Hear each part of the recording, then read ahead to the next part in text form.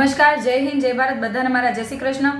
આજ રોજ સામાન્ય સભા હતી સુરત મહાનગરપાલિકામાં અને તમામ આમ આદમી પાર્ટીના નગરસેવક શ્રીઓ સાથે અમે લોકોએ વિરોધ નોંધાવ્યો.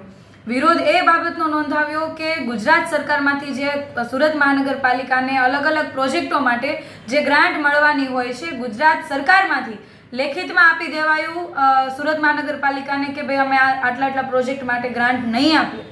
તો કયા કારણોસર આવો જવાબ રાજ્ય સરકારમાંથી આવ્યો, પહેલો તો એ તપાસનો વિષય છે. અને સુરત મ્યુનિસિપલ કમિશનર દ્વારા એવી રીતે કઈ ભૂલ અથવા તો ઉલ્લંઘન નિયમનું કરવામાં આવ્યું કે જેના કારણે રાજ્ય સરકારમાંથી લેખિતમાં આપી દેવાયું કે અમે કોર્પોરેશનને ગ્રાન્ટ નહીં આપીએ. કોર્પોરેશનના જે મહત્વના પ્રોજેક્ટ છે એમાંનો પહેલો પ્રોજેક્ટ જેમાં વહીવટી ભવન બને છે